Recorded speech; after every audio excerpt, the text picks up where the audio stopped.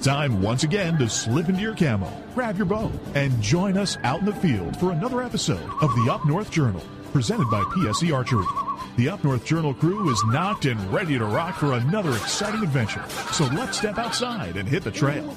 This episode of the Up North Journal podcast is brought to you by PSE Archery, ScentLock Technologies, Scent Blocker, Rambo Bikes, Hunter's Blend Coffee, Limwalker Game Calls, Stanislawski Releases, Copper John Sights, Easy Cut Outdoor Products, Fourth Arrow Camera Arms, Wind Sense Hunting Sense, X-Stand Tree Stands, Spot Shooters, Gut Check Indicators, and Packermax Cultipackers.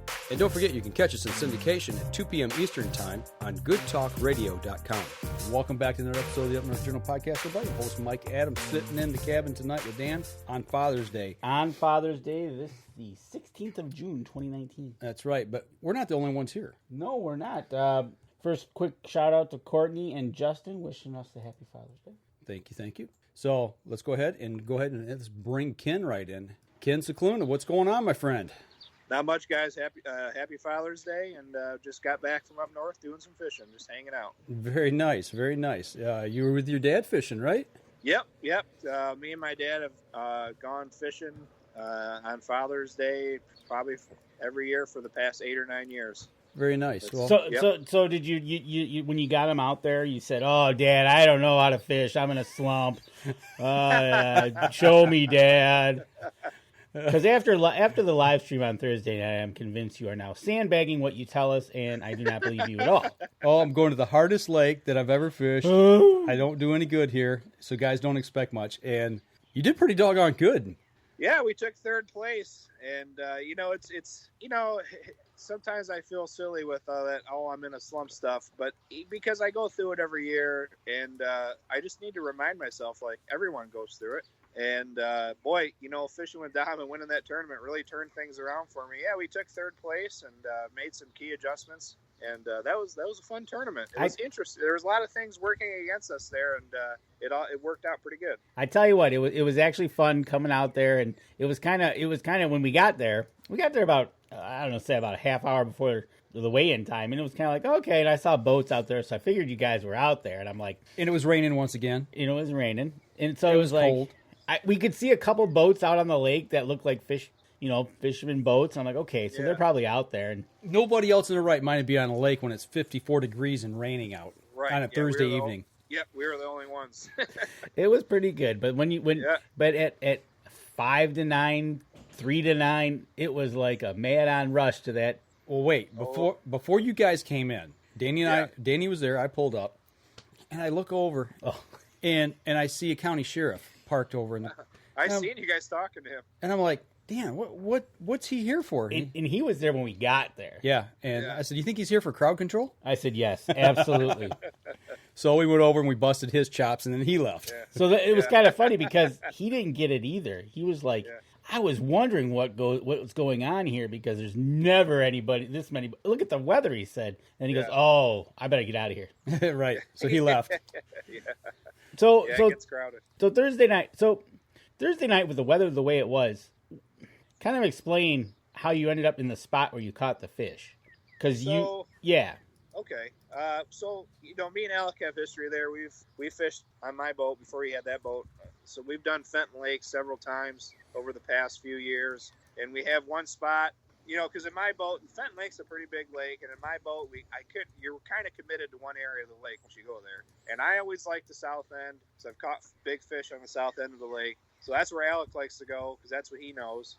And so sure enough, we pull in our number one spot, even though it's not that great, it is our number one spot. And his electronics on the front deck, because he runs one on the front and one on the console, isn't working. It's froze up. Did you find out what was wrong with it? Has he gone in and looked at it? He has. He's got to call into Hummingbird, I think. Okay. They're really good. So we'll see what's up, because they're brand new, $1,000 units, $1,200 units. So we need to get it figured out. Yeah, I guess so. Okay. So now I'm like, I tell him, I'm like, man, don't let this get you on tilt. Like, let's just put the boat right up on the break where we can see the weeds. We'll fish around in the weeds, do what we can, and so he's fooling with it. We're doing our best because it's super windy and it's hard to control the boat anyway. And, those electronics come in handy, especially on Fenton. It's an HD map that they have contoured. Humminbird Lake Master chip came in recently and got an updated foot-by-foot contour line map of the lake. So you can really trust it. When your boat is on the 10-foot contour line, you can trust that you're in 10 foot of water. So it makes it really hard to stay on that offshore or easy when that stuff's working. So long story short, we spend almost the whole night back there in the south end fooling around. We get a couple fish, and now the wind is really picking up. And I'm like, well, hey, man, let's go to the north. Well, actually, he was like, let's go to the north end. Where do you want to go? And I had a spot that when I first went to Fenton, I went there and I caught some fish on it. And I'm like, let's try here. And it was a tough spot to stay on with the wind. But, man, we showed up and just started catching fish. And with literally, we were like, hey, this is the last cast and we got to go. I hooked a 3-pounder. And we literally put it in the live well and threw our life jackets on and ran back. So, I will admit, when you say run back, your guys are flying back. You guys were hauling to get back. Yes, he got that boat on a windy day. With the wind to our back, he was going 70 miles an hour, and that's rocking on the water. How was your breathing? I told him I could. I'm like, I could not breathe. I'm like, I don't know how you can breathe and drive. It just took my breath right away. So I had to keep my head down with my hood over my head so I could breathe. And the rain just felt like razor blades on our face.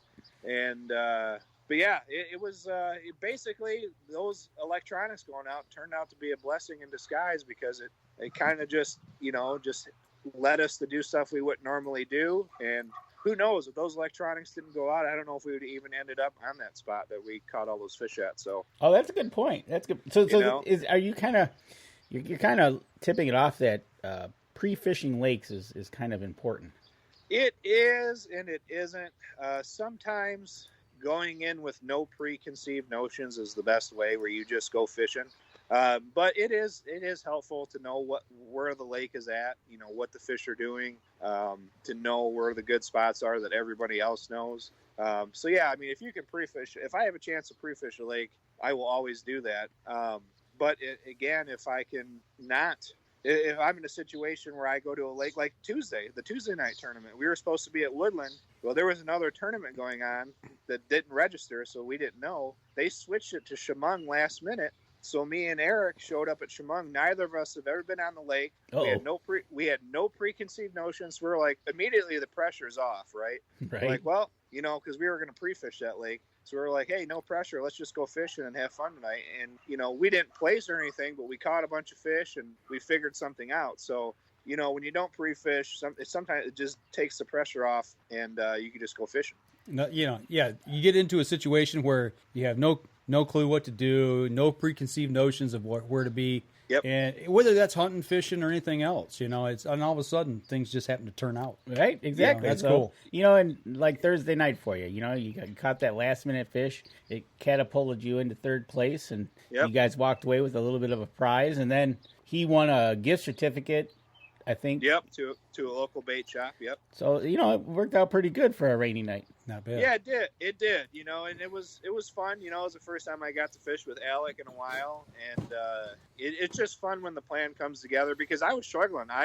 With an hour to go, I hadn't caught a fish. I had lost 2 fish that we seen jump in the air and spit the hook. So I'm feeling the pressure because I'm yet to even put a fish in the boat. At this point, he's got 3 in the boat, and I haven't even contributed, which is fine. It's not like we get mad at each other for that, but you want to contribute. And you're like, oh, if I could just do my part, we might have a shot here. And then luckily, the last half an hour, I caught 2 fish. And it just, that was just crazy. That was probably one of the wildest 3-hour tournaments I've ever fished, to be honest with you. That's awesome. That's good. It really was, yeah. And it was kind of ironic that, after all the rain, we talked about it and everything, the sun came out. It did, yeah. Right away, and the sun comes out. Yep. So that's pretty cool. But it was good. It was cool to be there to see the weigh in. How long these guys seem like they've been around for a while? How long has this, I guess, tournament trail or whatever you call it been in existence? Well, I know NBAA has been around a long time. Rick and Bob have been running Thursday nights for a long time, but they were with a different organization the past 4 years, and they switched and they went to NBAA, and a lot of the Thursday night crowd from CFB followed them over. And so a lot of those guys, some of the fishermen you've seen there, not including the directors, they've been fishing tournaments, since I was in high school. Okay, so the name of this tournament is called? It's NBAA, and I'm not sure. It's National Bass Anglers Association, I think is what it stands for. Okay, and then you said another one. There's another one, Cash for Bass. Okay, yep, that's the one the guy at work fishes. Okay. And he was talking about going out on Saturday fishing, and he's almost saying like the same lakes you're saying. I'm like, wait a minute, are you guys in the... Okay, I think he mentioned that he does the Cash for Bass. Yeah, Cash for Bass, actually, they have two huge tournaments on Lake St. Clair. They do a ton of inland stuff, too. Don't get me wrong. That's their bread and butter. But Terry, the owner of Cash for Bass, a couple times a year, they put on huge events on Lake St. Clair called Monster Quest.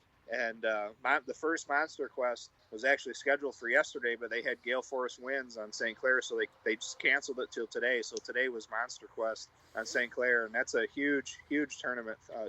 First place is $10,000, so it's kind of a big one. Yeah. Oh, okay. So it's big time. What's wrong with the little wind on the lake?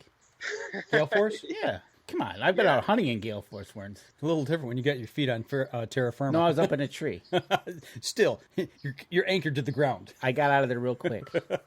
She'll swallow. Lake St. Clair will swallow you up. Been there, done that. Yeah, that lake can get that can turn in a heartbeat. Is that because it's so shallow? The waves get up on it quick? Okay. This is exactly right. Yeah, it churns up real fast, just like Lake Erie there, outside of Breast Bay. I mean, it can happen real fast out there. And Great Lakes waves,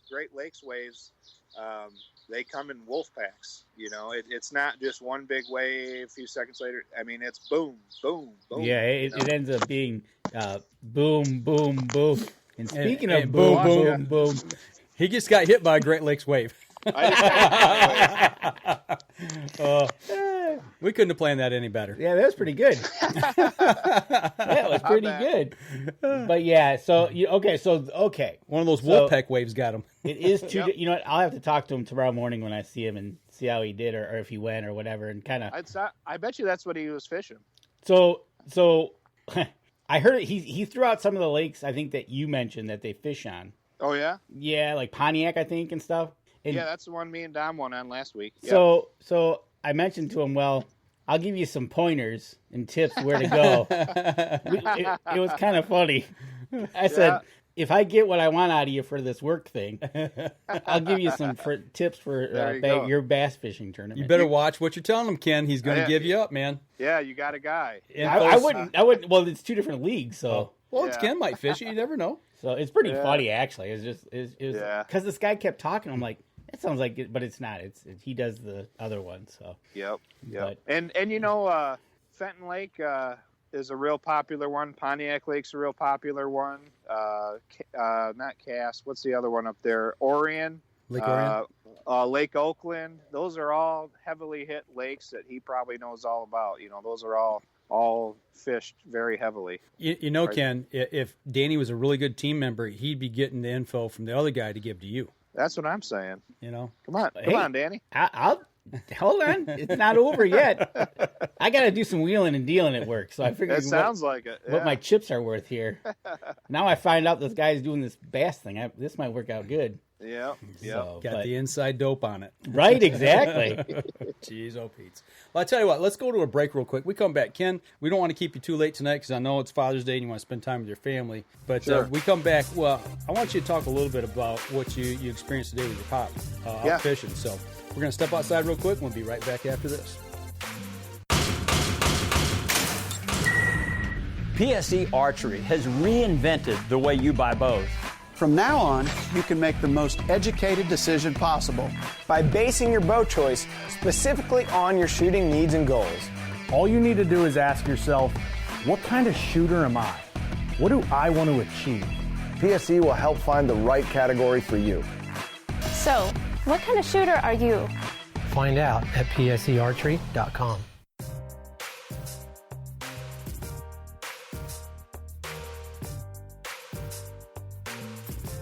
Welcome back, second segment of the show. Before we get too far away here, don't forget Hunter's Blend Coffee, the official coffee of the Up North Journal. If you go over to Hunter's Blend Facebook, or actually website here, let me throw this up real quick. Yep, go to the website. When you're checking out, remember to use the promo code capital U, capital N, capital J. You'll get an extra 10% off. Promo code right there. Right in the bottom of your screen when you're looking at the show, or if you're on the podcast, make sure you get over there, check it out. They have other stuff as well. They got the blends. They've got it ground. They've got the bean. They've got cups, hats, shirts, all that kind of good stuff. Yep. So go check them out for us. Help us out there promoting Hunter's Blend Coffee. And you know what? You're not just helping them. You're helping a bunch of other organizations that they filter down to. Absolutely. Absolutely. But Ken, yes. you being Father's Day and your tradition went off to Lake We Ain't Gonna Tell You, wherever that might be, and you took your dad fishing. Yep. We tradition. We've been fishing together on Father's Day. I don't know, 8 or 9 years every year. And we actually went up last night. Got a cheap motel. I mean, we got property up there. We have nothing to sleep in yet, so we got a cheap motel. Woke up at 5 a.m. today and went out and actually ended up doing pretty good. Started out really slow and cold and windy and not a whole lot of talking this morning on the boat. Just what'd you do? Did you make him mad? No, it was just one of those times where I think we were both cold and miserable and just trying to get a fish in the boat and kind of got something figured out. Again with the drop shot. I mean, this seems like the past couple weeks, it's all they want to eat is this drop shot bait. And we were throwing this lake. It's Lake Lancer. It's not a secret. It's a public lake. I've got a tournament there, and they spray it really hard with poison to kill all the weeds, just like on Fenton, on all the lakes really. But this was really bad. I haven't seen a lake this bad in a while. I mean, it was just like a desert out there. I mean, there was no grass. I could not mark a blade of grass. And it's not like the grass was there. It was just dead. It was gone. There was nothing. It was just vaporized. And this is a lake that typically has a lot of grass. But I heard that they, went extra this year and did more spray. I don't know all the details there, but basically what I was looking for all day was I call them little oasis. You'd find out in the middle of the lake, there'd just be maybe a clump of grass the size of two trucks put together. And it'd be bright green. It's almost like they missed the spot or something. And the poison, it was bright green grass, milfoil, or curly leaf pondweed. And if you could find this green grass, you guarantee you're going to get a fish off it. Well, it looks like in the picture you guys got quite a few. Yeah, we did. I mean, I probably caught 15 keepers today. I mean, we caught a zillion fish all day. My dad caught some nice bluegill and crappie on his little bobber and worm setup, and we caught fish all day, and those were just the 5 biggest, Yeah. I think those 5 weighed about 11.5 pounds, which probably would not have been good enough for anything on a weekend event there. Well, that's funny you say that, because we're getting a comment that says, "Don't let them fool you. I caught all those fish." But he did have a great time with his son with him fishing. Good, so your dad's the one who really taught you how to fish. Is that right? Yeah. Well, did he school you today? Yeah. Well, we can say that. That's fine.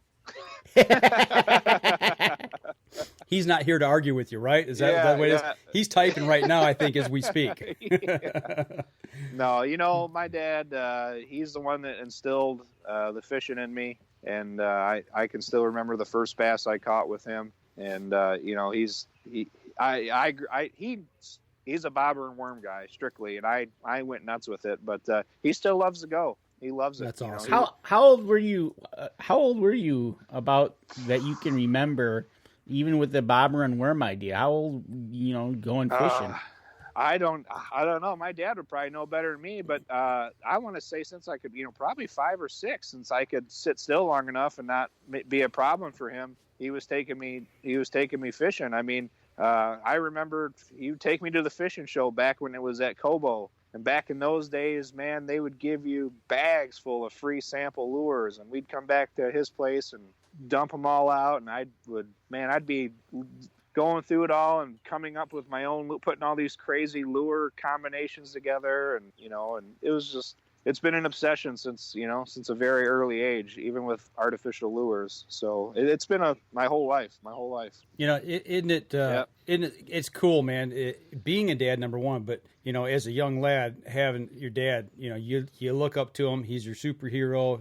He can do anything. Yeah. He can climb a mountain, scale a building. I mean, he's like Superman, like I said. But when they teach you something and instill that in you, and all of a sudden you pick it up and run with it, I know. Me as a dad, when I watch my kids do that, it just makes you smile. It warms your heart, and I gotta assume it's the same way for him watching you do the things that you love to do now. Yeah, I think so. I think so, and I tell him, thanks for taking me fishing. I mean, right? It's because it led to the hunting. It led to everything. It was the start of it all, really. And one thing I need to get better at is that I've really need to maybe put tournament fishing on the back burner a little bit and start putting some time into getting other people into fishing. Take somebody fishing that you would never think to take fishing. That's what I want to start doing. Taking some kids that would never go fishing, taking them fishing. I've been thinking about that a lot lately. It's funny we were talking about that because you never know where it's going to lead. Right, exactly. And just like you said, you were about 8. We got the word. You were about 8. Okay. And but yeah, you never know. You take them fishing. They might not like it, but they might like it. And they might not like the way you do it, but they might pick up a different. Yeah. Well. Yeah, they might start fly fishing. But you plant the seed. Well, I know when I was a kid, my dad took me hunting. I was probably 5. First time I really remember being out in the woods. Yeah. And I loved it. Got into it, and then when I went away to college, I kind of grew away from it. And then about the time I got done, I graduated college, got my first job, started raising a family. Then I started coming back to it. So even if they go away from it, there's a good chance they're going to come back to it at some point in their life. Yep. So I look forward to taking my son fishing, and like I said, I want to start taking other people fishing too, and try to pass it along. And that goes for hunting too. Every year I try to get someone to go turkey hunting with me. I'm yet to have that happen, but I think passing it on, whether it's hunting or fishing, is just huge. I think that's incredibly huge for our sport. We have to become the ambassadors of making this go. Yep. Yeah. If we don't, then who's going to pick up that torch and carry it? I mean, we have to pass it on to the next generation. And it doesn't have to be the next generation even. I mean, I took a guy turkey hunting last year for the first time, and he had just retired from work. And now he wants to keep going. He loves it. So. Yeah. I know it's like you hear about hunter numbers declining, and as a bow hunter on state land in southeast Michigan, I find that hard to believe. But I just there's people trying to take it away, and we need more people doing it. You're on the right track. You got your son. I seen you at the fishing show, Outdoorama, and yep. So you're getting them exposed already, and seeing it and being around it. So the next natural step is taking them out, absolutely. And then one of the best things I found out is maybe find out one of their little friends when they get into school. Yeah. Yep. Because that's what happened with Kelly and Gabby, right? Right. Gabby all of a sudden started. Kelly was already shooting right the bow, so then Gabby's like, "Well, that looks cool, right?" So now she's into it. She got 8-point last year, so now she's hooked. Nice. Yeah, so it's one of those things. You're right, Ken. As people of the sport, we have to become great ambassadors of the sport. Absolutely. Yep. Biggest fondest memory of fishing with your dad. I would have to. I mean, it can be funny too. If he pushed you in or something like that, or he backed up the boat and you fell, something like that. So I remember. Well, it's a tough one because I remember my first bass. I catching my first bass on a crankbait, but my dad will remember this. This is a different story. We used to fish. We used to go to Belleville Lake under the Rawsonville Road Bridge, and there's all kinds of jagged rocks from the construction that were still there, and that's where we fished. That's where I grew up fishing all summer. And I'll never forget. My dad would read the newspaper while he fished, and I would run up and down the bank fishing. And he would always prop his pole up in between two rocks and just cast it out with they were called crappie spreaders, and he'd have whatever bait on there he had.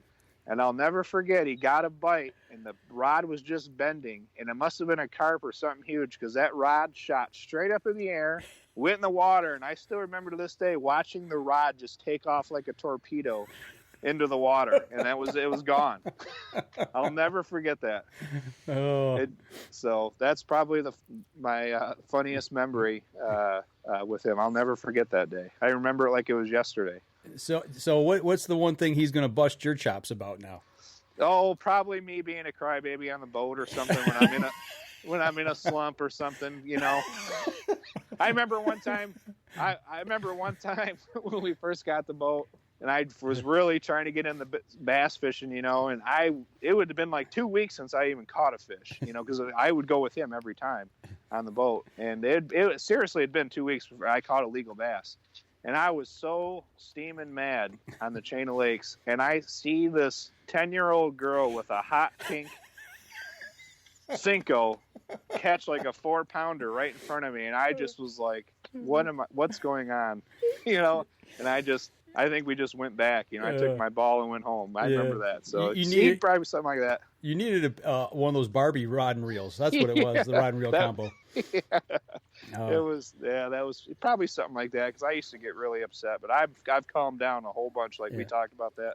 Having the kids chilled me out. So. Well, it's good to be competitive. You know, there's nothing wrong with that. So do you have a fishing memory with your dad?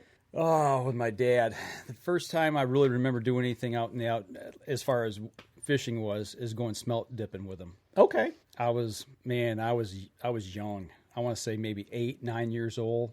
And I had waders on that were like up over my head. You know, they were his waders, but I tried putting them on. And I don't even remember where we were at, but the smelt were running, and it was raining. It was cold. The waves of Huron were crashing, and my waders got filled full of water. I don't know how many times.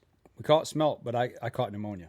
Oh, nice. So, I mean, I got soaked to the bone. I mean, it was the middle of night when they were running. So, right. That was probably the one memory that really sticks out in my mind. Okay. My dad. My dad's he wasn't really a fisherman per se. And you're right. Your dad says you're a crybaby.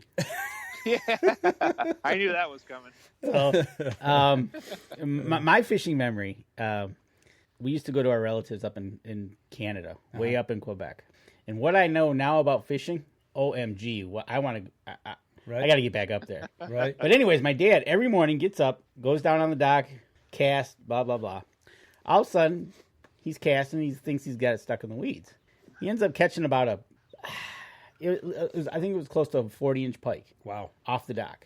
Nice. Exactly, right? But we got to go somewhere. So we put it on the live stringer, attach it to the dock, and we leave. You come back, the dock's gone? We come back, the fish is gone. Oh, the fish is gone. My memory of him was reeling it in and everything like that. But the best part of this story is there was 2 girls a couple cabins down that came down, took the fish down, and claimed it as theirs. Oh. No. So my dad's uncle at the time, now you got to remember, this is in Quebec, so the French started flying, and you could hear the echoing across the lake of my dad's uncle just unloading on this other people about taking the fish and being on the dock, and it was just one of those things in Letting French. The words fly in French. Huh? Oh, it was probably pretty raw. Nice. It was good, but that's a memory I have of my dad standing on the end of that dock, just casting, and he ended up caught one. Actually, there was a walleye hole right out in front, which was kind of cool too. But that was one of those memories as a kid that I remember. It was pretty cool. That's good. Well, I'll tell you what, Ken, I know it's Father's Day. We appreciate you being on the show for a half hour with us. Yeah. Yeah, just go spend the rest of your Father's Day with your son and enjoy it. And we're going to kick it to a break here. And we come back, Danny and I talk a little more about the hunting side of Father's Day with us. So thanks again. We'll talk to you here real soon. Stay in touch. And if you get back out on the water this week, good luck and no crying, okay? No crying. You've been hitting it pretty good the last week, man. No crying on Facebook anymore. All right. Take care. We'll talk to you. Thanks, guys. Yep, Love take it. care. All right. Bye. Yeah, bye. So that's good stuff, man. I tell you what, let's go ahead and we'll throw it to a break. When we come back, we'll pick up the conversation. Danny and I will talk a little bit about our dads and the hunting side. So we'll be right back after this. PSE Archery has always dominated the speed category. Now, the most revolutionary cam system ever to hit the market has perfected the shooting experience. Introducing PSE's Evolve Cam System, featuring extremely high let-off capabilities and the smoothest draw cycle in history. No other cam system has ever delivered this level of total comfort and total control. Experience PSE. Experience performance. Welcome back. Third segment of the show. Talking fathers and Father's Day and good memories and Absolutely. all that stuff. So, Danny, you're on deck. I'm on deck. So, my dad passed away in 2016. When I was young, we had a hunting cabin up in the UP of Michigan that, actually before that, when pheasant hunting was kind of really big in the state, I would get to go as the retriever boy, I guess. Okay. You were the dog. You were the pointer. Well, we had the dogs. Okay. I went with them. Okay. But yeah, no. So growing up, went up to Camp Whiskey Jack, started there. But then as my dad got older, and then he started not going anymore, and then I kind of picked up going to the new family camp that we have over in Crystal Falls. And finally, later in life, he was able to go again with us. And the last few years that he was with me up at the cabin was just incredible. It was funny. He kind of moved back home with my brother, and we were just, he was so, growing up, he couldn't tell you because he didn't know how to talk. Mm-hmm. He would yell. Mm-hmm. But as he got older, I think, I don't know, he was able to talk and tell things and kind of say things that you would never get out of him when we were teenagers. That was just not happening. But yeah, so there you get the picture with my brother and I sitting on the back porch of my brother's house, and he would sit there for hours, listen to the radio, and watch the world go by, and he loved it. And then when I took him up north, the one year with my cousin Brian, we took him to the bar, and this is probably one of the most best photos that I just love it. My cousin Brian was with us, and we took him to the bar, and he was just, because back in his day, they did the same thing. Okay. They would go hunting, go to the bar, but we take him to the bar, and we had a great time, and he loved it, and he kind of said it, and one of the last years that he was up there with me, I was able to shoot a deer, basically right out in front of the cabin, and actually after I shot it, it ran towards the cabin. So it was less of a drag. Right. Literally, it was less of a drag. And I shot it real early. I mean, it was like 7:30, and it ran towards the cabin. It dropped. So I just walked to the cabin and said, "Hey, you want to help me get this deer out of here?" And, you can see he's got a cane. And so I dragged it, and I said, "Well, you're going to help me gut it." And I said, "Here, hold this leg." And he watched me gut it. But that was probably one of the best hunts that I was on, that he was with me. He never got a deer. He got a deer way back when, and I think my brother was small at the time, and my brother came out and asked where the horns were. So he ended up getting a doe, I do believe. That was the only deer he ever got. But he, in my beginning years, one of the things I would follow him around as we went and walked around the woods, and because I couldn't carry a gun, I'd carry a stick. Okay. And I'll never forget this is, we're coming up to this pine tree, and it had just snowed, and there's snow on the pine tree, right? And I've heard this story before. So we're walking along, and of course I hit the tree with the snow, and it just drops all on him. And of course I'm cracking up, and he stops dead in his tracks. He's got snow all down his back. Turns around, looks at me, and goes, "Don't do that." So that was one of the good memories I had, and it was fun to that point, and then later in life, like I said, having him up at the cabin was probably to top it off. That last hunt, I think that was the last year he did go, because he was starting to his balance was not getting good, and in the cabin it didn't work out good in a couple times. So,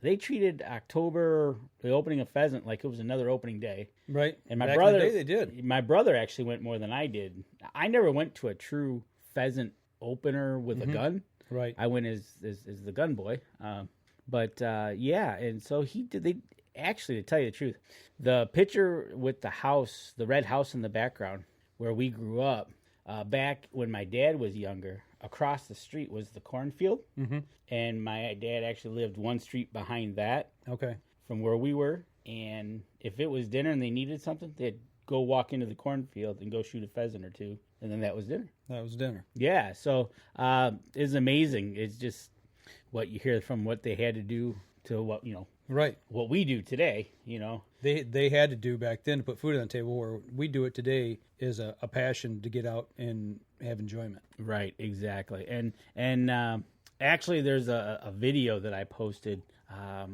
That was when I got with a gun. I had him up there in October, and he shot a crossbow. And I remember you. And posting he was that. so tickled, and he was so determined that he was going to shoot it, and he did it. And it was cool. It was probably one of the best videos I ever got of him. But yeah, those memories. It's amazing as you grow up to see your parents evolve. Mm-hmm. Or I don't even know what words you use, but it's just amazing. And then because my mom died 20 years ago, I miss her for my kids growing up, but I'm glad my kids were able to spend some time with my dad. Right. And as little as it was, but we understand what his age was, but he got to see him, and it was funny. He'd sit on my front porch when he was over, and he would or sit in the back porch, watch the woods, mm-hmm. and he wouldn't say nothing really. He was enjoying it. He was enjoying it. Yeah. So. What did he think about what you're doing now with what we do? I mean, you were with me at that time before he passed. What did he think about the outdoors dream you were chasing? I don't think he understood it a lot, and I just kind of could show him things. Yeah. And that was probably about as good as he got with it. Okay. That was one of the things that for his education level in 8th grade, I think it was, that he made it to. But having his kids go further than he did was a big thing for him. But also owning his own business. Mm-hmm. That was something that we did. And he thoroughly enjoyed that business.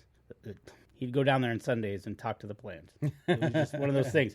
But as far as the outdoors, when we were up at that cabin and he saw what we had, because he could remember the old cabin to the new cabin. Right. And just the fact that we now had electricity, we had a toilet, and we had a shower. Right. That's big. That was huge. Right. Because in the old camp, we had propane lights and an outhouse, no shower. Mm-hmm. But as far as that, seeing and being able to walk to the creek where the bridge was, or go take him somewhere else on the property, as far as that, he was thoroughly loving what we was able to do. Right. So that's awesome. It is. It was really cool, and to share those moments with him. Like I said, the one in the bar is probably in the top 5 of one of those nights that you could just see the glow on his face, and it was just one of those things. The glow on his face when I shot a buck. I know my brother took him out as well, mm-hmm. out in the blind with him, and that was one of the things was really cool. He would do that, and he had no problem. As a matter of fact, I walked to the blind where I shot that 6-point. There's a log there, and I'll never forget this log because it's the one he tripped over. And the funny part is my brother tripped over the same log. And so now it's almost like my dad's logging out. It's just a matter of time before I'm going to trip over this thing. I understand that. But it's just those points in life. Those things, they're markers. Exactly. Yeah, they're just markers and points of our lives. Exactly. So it was really cool. So, no, I miss them both. I miss my dad, obviously. And it's just one of those things. It's life, Yeah.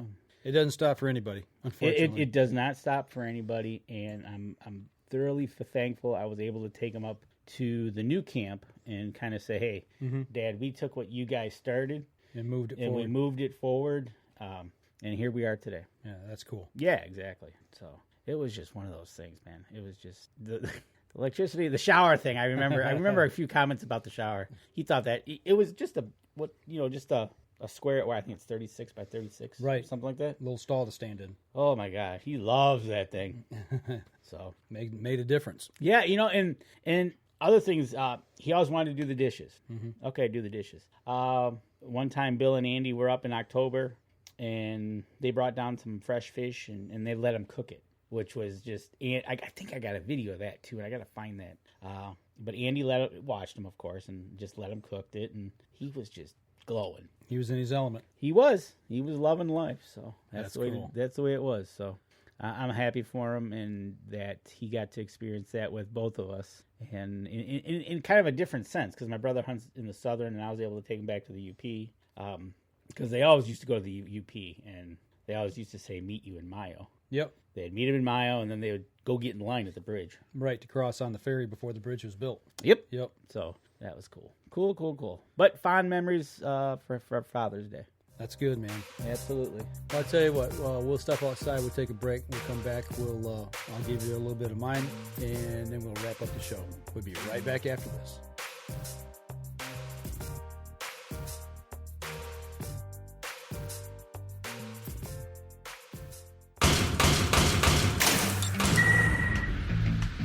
Acceleration is part of PSE's DNA. PSE pioneered the speed movement. Now they've developed the vapor category to help you find the most powerful bows on the market to fit you. High speed equates to intense power and building the momentum you need to be successful. Are you a vapor shooter? Find out at psearchery.com.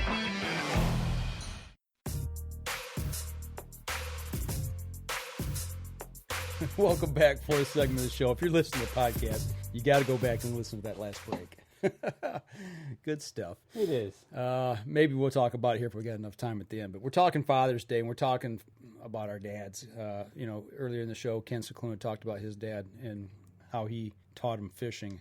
Danny just talked about his father and seeing the change in deer camp and how you guys are moving that forward and the things you did.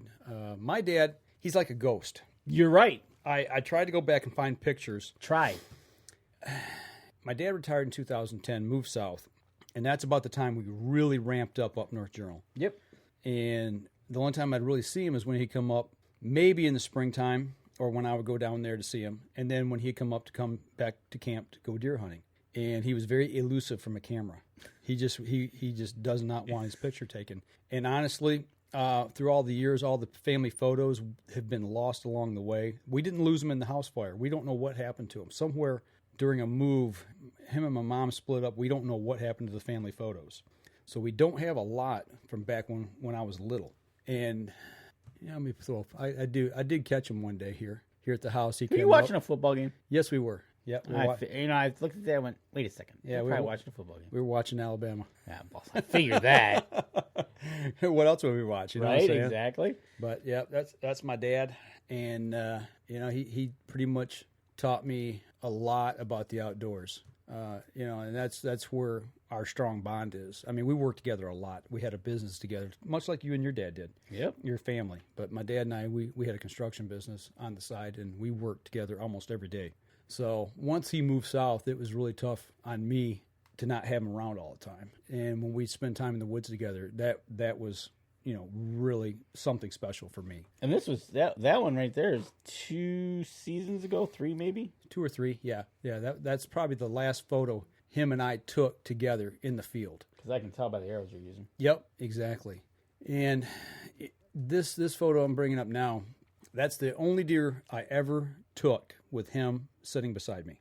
And that was on my birthday. I was my 45th birthday, I think, or 44th. Okay. And that morning, you can't tell, but that morning it was about 25 degrees before sunrise. And he's like, you need to sit with me this morning with the heater in the shooting house. We had an elevated shooting house. Oh, okay. And I said, no, I'm going to go sit in a tree stand. He's like, you're going to freeze to death. So I reluctantly gave in, and this nice mature doe came in, and I took it. And that's the only deer that I've ever taken sitting by my dad. Okay. So to me, that's really special. That's really cool. That is something.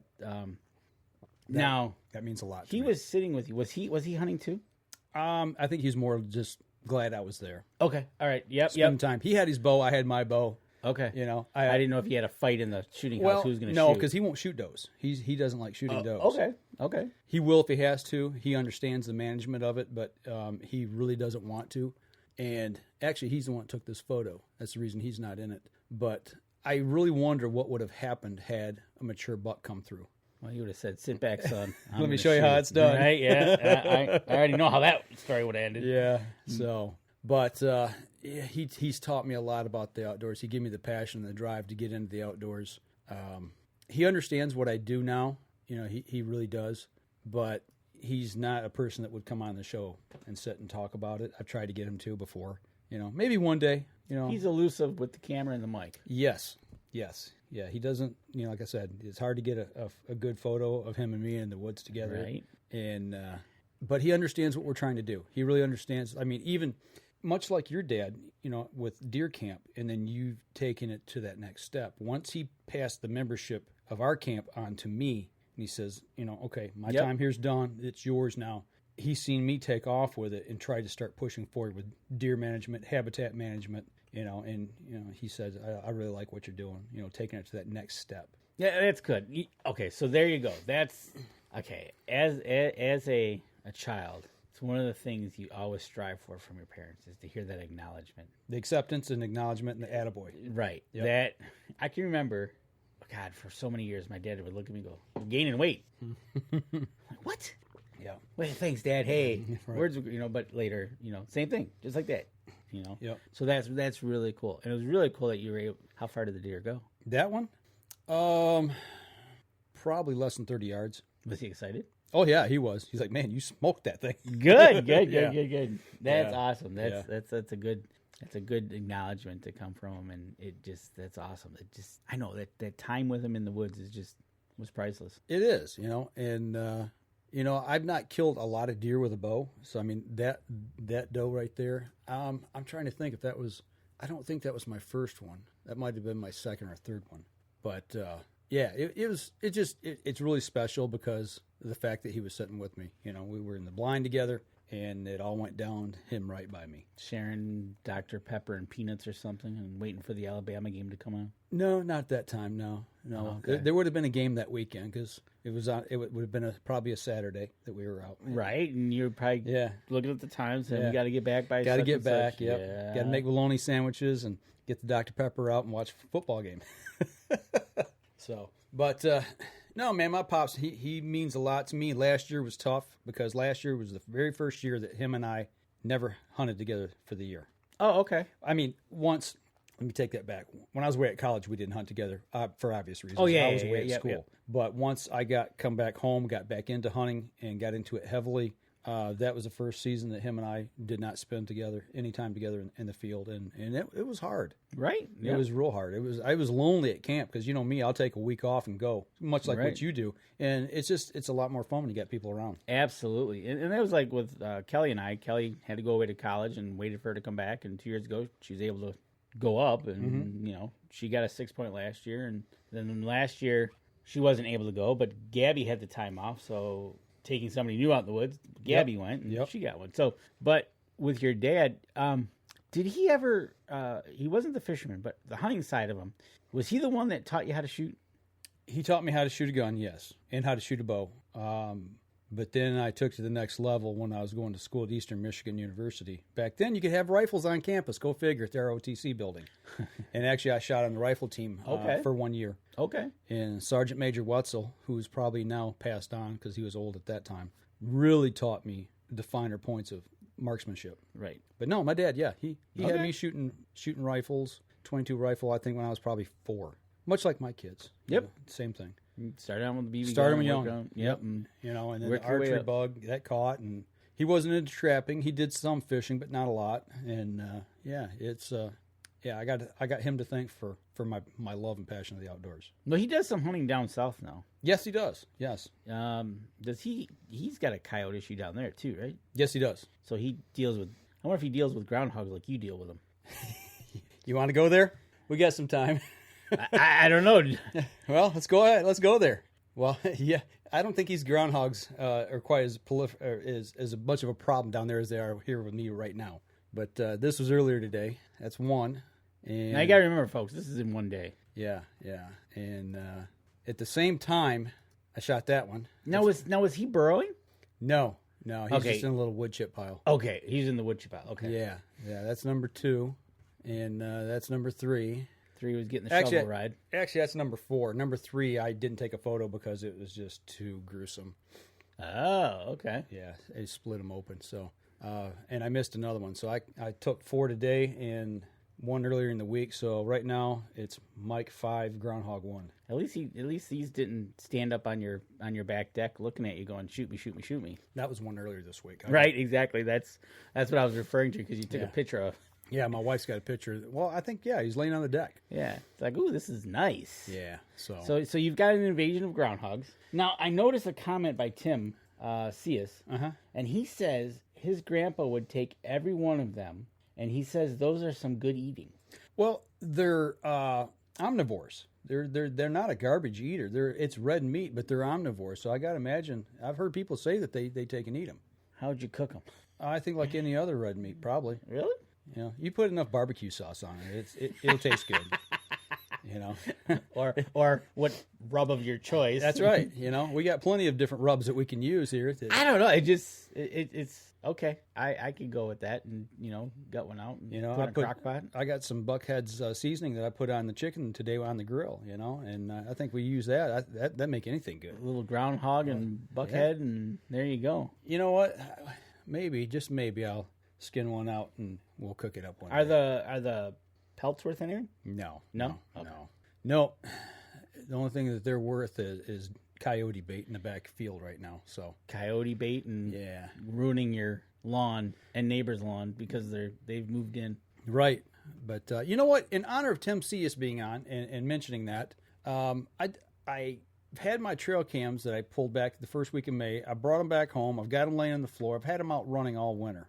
And I just went through them today. So I did grab a few photos today of some. Oh, Tim, you're going to love these. And actually, I think Tim has probably already seen this one on Facebook. I just simply love this photo. It's actually one of the best trail cam photos besides the eagle that I got last year. This, to me, it's beautiful. Nice. You know what? If he could have been a little bit further to the right and his shadow would have been better, it would have been phenomenal. He didn't take the cue, I guess. No, he didn't, obviously. But that was back on my field that I hunt on. That was back. Is that what it is? The field? Yep. Tim Cius says I need to come south. Same texture as squirrel. There you go. Okay. All right. Well, I'll trust you on that. And here's another one from this winter. Nice bobcat and crossing the road. Well, the thing, you see how deep the snow is there, right? We plow that road when we get a lot of snow. Number one, it helps the deer travel. Yep, it gives them a travel corridor. And I've got photos I didn't share, or I didn't pull them over to show tonight, but maybe I will. We'll talk next week if we continue this.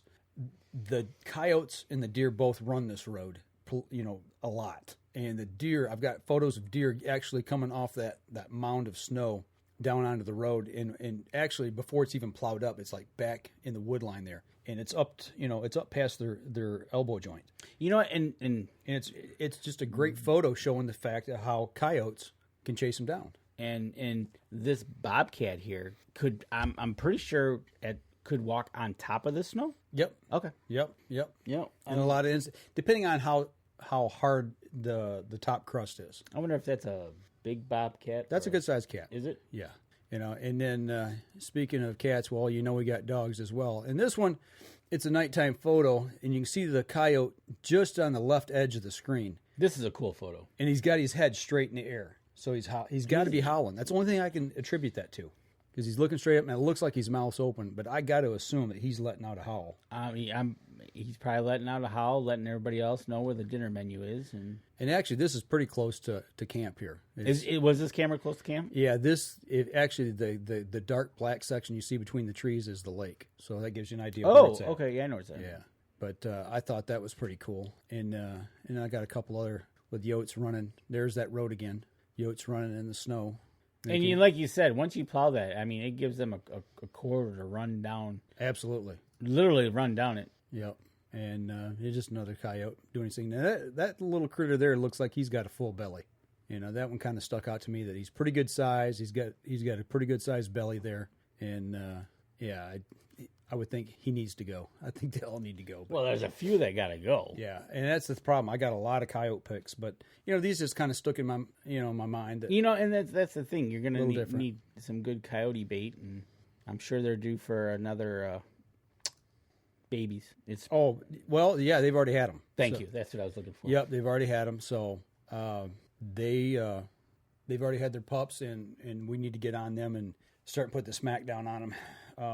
We've got fawn drop, and actually we're really behind the game on that part of it. So Hey, Tom Genzel, thanks for joining. Josh Hagerman, thanks for tuning in. My brother said our dad had him load the 22 in the kitchen. Not good. Okay, so I can relate to that because he had me load the 16 gauge in the front room. Okay, of the cabin? No, of the house. Oh, It was before I think I went for hunter safety, and he was helping me learn. Oh, he was teaching. Okay. And my mom freaked out. What are you doing? Right? Teaching them kids to load a gun in the house. Oh, don't worry about it. Yeah. All he did was have me put it in, close the breech. It was a single shot, and then open again, and it went flying. Right. Gotcha. So with the 22, okay, that's our dad. All right. But no, just some cool pics I had. I thought I'd share with you guys.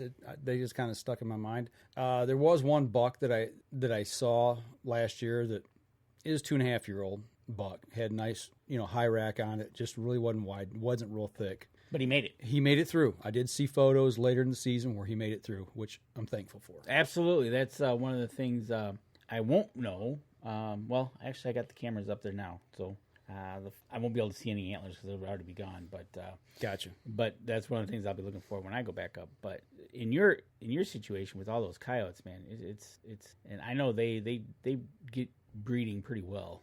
We've got a proliferation of them. Actually, I've got a sequence of photos, and I really got to go back and look at the timestamps on them. And it's just constant back and forth of coyotes in this one area. And I'm just like, oh my gosh, there's like 20 photos in a row. And I don't know if it's the same coyote. I didn't look at it that close. Right. The same coyote making multiple trips, or if it's 2 or 3 going one way and 2 or 3 coming back the other way. Do you remember what time of year it was on that? There was snow on the ground. Okay. That's all I remember. I just wondered if it was like January, February. I wouldn't even venture to say because I don't know. But what I did notice is a lot of coyote movement, a lot of it centered around heavy snows. Well, yeah. During a heavy snow, they're out running that road. Mm-hmm. And then right after a heavy snow, they're running. Yeah. So to me, that's when the storms hit is when you want to be out. Right. In the bad weather. And they're hunting. And Chris Kreiner could probably tell you this. Same thing. Yeah. I'm sure he'd probably tell you that on some night he probably wouldn't think about going out there. Yeah, it's a night to be out. It's a night to be out. Yeah, and that's when they're running is at night mainly. Right. So we'll have to see how he's doing on his coyote population attack. Right. So, but that's pretty much all I got for this week. Yeah, it was one of those weeks. They had Father's Day today. Talked about our fathers. I will show something real quick. Real quick. We won't talk about it a lot, but I did get the new target bow, the PSC shoot down. So we got it set up. It's not set up yet, but I got it built. You saw the video, hopefully, on our Facebook page. We're talking about the build, and we'll go over this a little more in detail here in the next week or two. So once I start getting it dialed in. I will say this. I took it out in the backyard. Let me set it back down here. Can you set that there for me? Yep.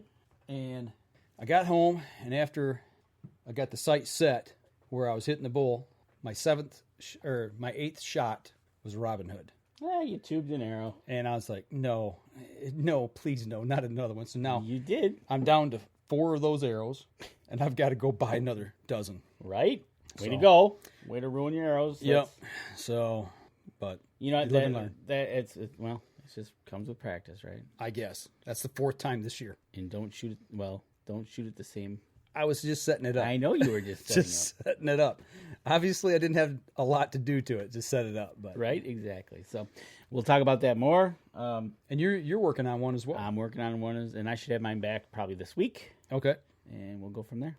All right. Well, I'll tell you what. We'll go ahead and wrap up the podcast portion, and hopefully we'll have some good stuff to talk about next week because I don't know if I'm heading north or to south to Indiana. I don't know yet. A lot of that depends on a decision this week. So we'll just leave it at that.